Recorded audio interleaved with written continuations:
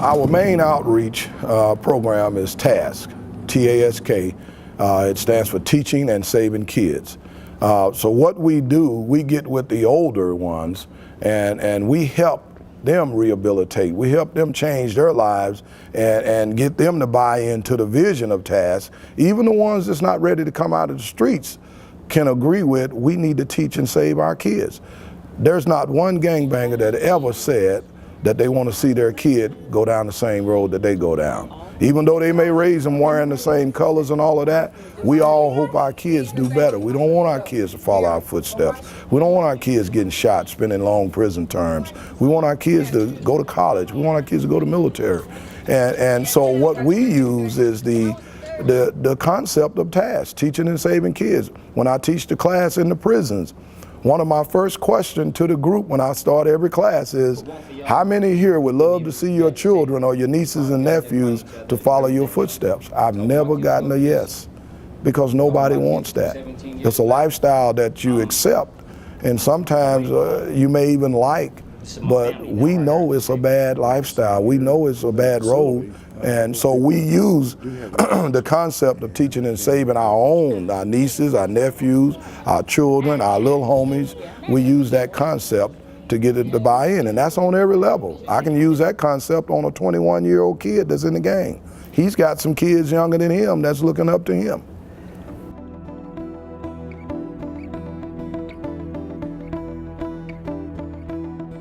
TASK is all over this city. We got guys that I probably don't even know, but they're affiliated with us. It's because once we got them together, the older ones, our first meeting, we had about 14 gang sets. By the time the third meeting, we called in the DA, Mr. Prater, and he came right here and met with us. And we locked the church up, didn't let nobody in. We had about 17 gang sets at that time represented here at the table when we met with him. And there was a gentleman, a young man, he was 18 years old, he was at the meeting, and we didn't know until the meeting was over. Andre brought him over and he said, Pastor, I want y'all to see this. And the young man had a big knot right here in his head, and he had been shot in the head 2 weeks prior to that meeting. And here's the amazing thing, the guy that shot him was sitting right beside him from another gang set.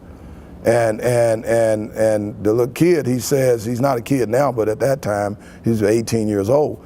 And he says, and I won't talk like he did, he says, I really wanted to get at him, but we here for a bigger cause than me.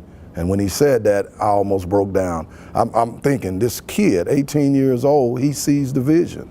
And we've stopped many rides in prison. We stopped many rides out here in the city. We stopped many shootings. Even when people have gotten killed, we've got in the mix of it and really kind of stalled it down.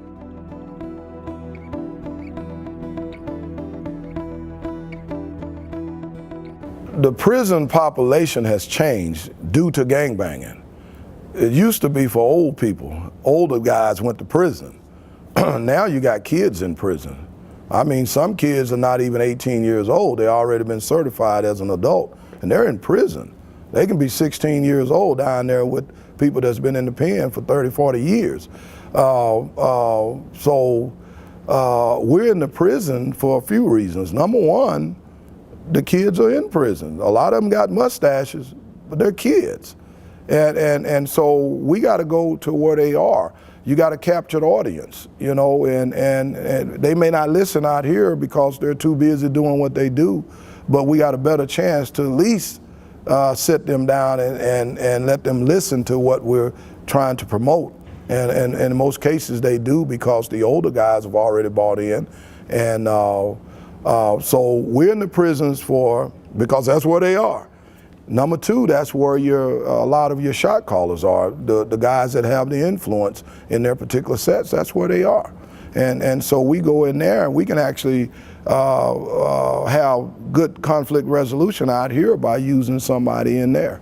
Just the fact that they're out here, they know that this guy he sent us to say, hey, we need to do this.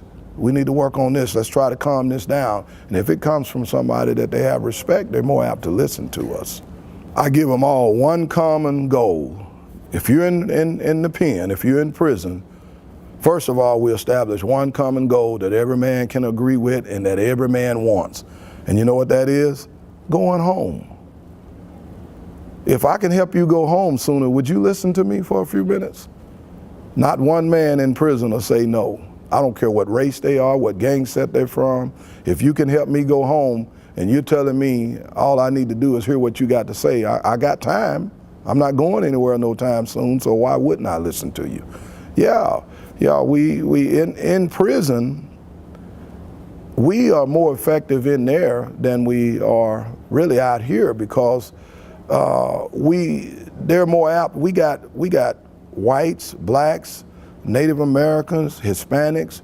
We got Crips, Bloods, the Hispanic gangs, the hate groups. They're all in our class, sitting down together. Every one of them. You know why? They got one common goal. Every one of them want to go home. Number two, every one of them want to save their children, their nieces, and their nephews.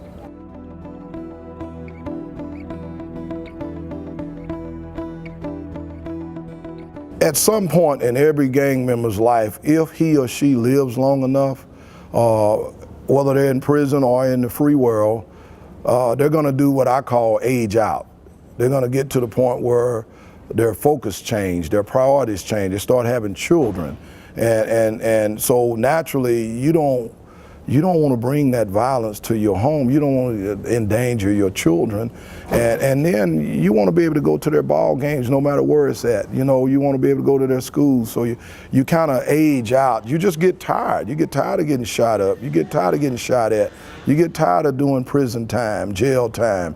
You get tired of the madness. And yes, I believe every gang member, if they live long enough, will reach a point where they would like to change and they would like to redeem themselves. That's another thing that we use to promote TASK. It gives them an opportunity to right their wrong, to give back, and that's probably one of the greatest motivators. Most of them have never, or it's been a long time, they were probably kids the last time they were involved in a positive organization that's going to enhance the community and not tear it up. One life at a time. You have to take it that way. I mean, we teach to the groups. I mean, I may have 90 guys in my class, but out of that group, you got to deal with them individually. You know, every one of those guys, some of them are in there for one reason, and some may be in there really because I'm at the point where I need to change. I want to change, but one life at a time, yes. And if I just happen to have 10 one lives, then amen. Yeah, good day.